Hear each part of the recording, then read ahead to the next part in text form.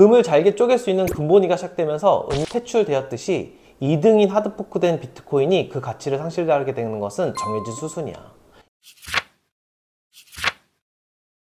자, 오늘은 지난 시간에 이야기하던 거 마저 마무리 해볼게요.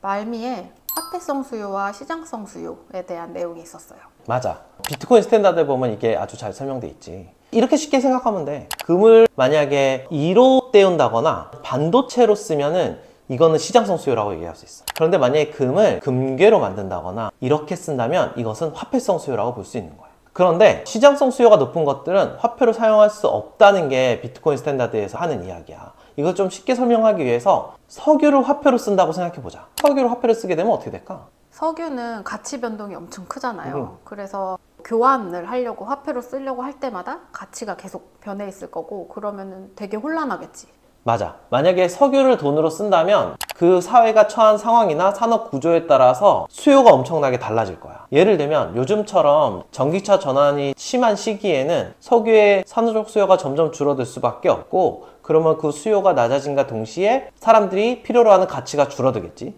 그러면 이렇게 가치가 높아졌다 낮아졌다 하면은 가치 저장 수단으로서 부적합하지. 그러므로 화폐로 석유가 적합하지 않은 거야. 그러면 코인으로 넘어와서 계속 이야기를 해볼게요. 알트들도 자기네들이 시장성 수요를 가지고 있다고 주장하잖아요. 알트들의 대표 주자가 이제 이더리움인데, 이더리움 백서가 10년 전쯤에 나왔지. 근데 이더리움을 활용해서 뭘 한다 그랬었지? 뭐 토큰 시스템, 디파이, 파생 상품, 스테이블 코인, 다오 이런 거 다 한다 그랬지. 근데 왜 웃지 갑자기? 백서가 나오고 10년이나 지났는데 10년 동안 무수히 많은 노력들이 여기에 투여가 됐잖아. 그런데 이런 것들이 세상을 이렇게 하고 있어? 뭐 예를 들면 이더리움이 있어서 너무 고마워, 아니면 이더리움이 없으면 너무 불편해, 어떻게 할 뻔했어, 이러한 의미 있는 산물이 있냐는 거야. 그런 킬러 앱 없죠. 못 만들었죠. 맞아. 그동안 이러한 것들을 만들어내기 위해서 수많은 회사나 기술자들이 엄청난 자금을 투여해서 의미 있는 것들을 만들기 위해 노력해왔어. 그런데 지금은 그 어떤 것도 의미 있는 것들을 만들어내지 못했어. 심지어는 토큰 시스템, NFT 이런 걸 통해서 피해자만 양산했다고. 우리도 이런 거 열심히 했었잖아. 어느 순간 이게 현타 오더라고. 이게 꼭 필요한 게 맞는 걸까? 과연 여기서 얘기했던 것들이 시장의 원에서 나왔던 것들일까? 단지 창시자의 뇌피셜이 아니었을까? 이러한 생각을 지울 수가 없게 된 거야. 그치. 우리도 프로젝트 되게 많이 했잖아요. 근데 대부분은 파일럿에서 그쳤잖아요. 뭘 대부분이야. 전부 다 쓰레기통으로 들어갔지. 우리 지난 영상의 댓글에서 비트코인을 하드포크한 코인의 희소성에 대한 댓글이 있었거든요. 비트코인을 하드포크한 비트코인 캐시나 라이트코인, 비트코인 SV 이런 것들도 희소성을 갖는데 이것에 대해서는 어떻게 보느냐라는 질문이었어요. 그건 두 가지 관점에서 설명할 수 있을 것 같아. 일단 첫 번째는 그 하드포크한 비트코인들이 충분한 양의 참여자, 해시파워를 확보했느냐의 문제야. 비트코인이 희소한 이유가 뭐야? 누구도 2100만 개라는 프로토콜을 수정할 수 없기 때문이잖아. 그런데 엄밀히 말하면 2100만 개 이상의 비트코인을 만들어내는 것이 불가능한 것은 아니야. 엄청난 돈을 들여서 압도적인 해시파워를 구축하고 프로토콜을 업데이트하면 2100만 한 번째 비트코인이 만들어질 수 있어. 그런데 그런 엄청난 돈을 들여봤자 들어오는 수익이 적으니까 엄두가 안 나는 거야. 그러면 이렇게 물어보면 돼. 비트코인을 하드포크한 알트코인들이 비트코인만큼의 엄청난 네트워크를 확보했니? 라고 하는 걸 되물어보면 되는 거야. 이게 해킹 가능 비용과 시가총액은 항상 같이 움직이는 게 상식이거든.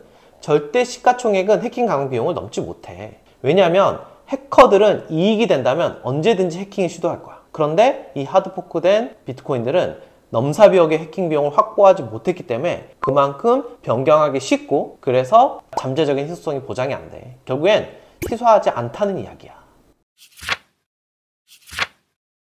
두 번째 관점은 There is no second best에 대한 관점이야. 많은 사람들이 이 이야기를 하잖아. 오늘 이 이야기에 대해서 한번 풀어볼게. 2등은 아무런 의미가 없어. 그거는 비트코인 스탠다드의 은의 숙명을 보면은 알 수가 있어. 우리는 역사적으로 금과 은을 모두 다 화폐로 사용을 해왔잖아. 그런데 금이라고 하는 희소한 가치가 있는 자원이 있음에도 불구하고 왜 은이 사용됐을까? 금은 쪼개기가 좀 힘드니까 적은 금액을 지불할 때 적합하지가 않았잖아요.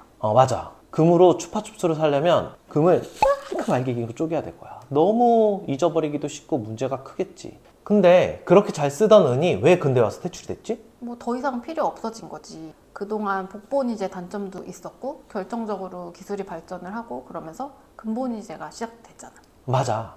이제 금본이제가 시작되니까 서류상으로 금을 잘게 쪼갤 수 있게 되고 그러므로 인해서 아주 작은 금액도 지불을 할 수 있게 된 거야. 그래서 은이 더 이상 필요가 없어지게 된 거지. 금을 잘게 쪼갤 수 있는 금본위가 시작되면서 은이 퇴출되었듯이 2등인 하드포크된 비트코인이 그 가치를 상실하게 되는 것은 정해진 수순이야.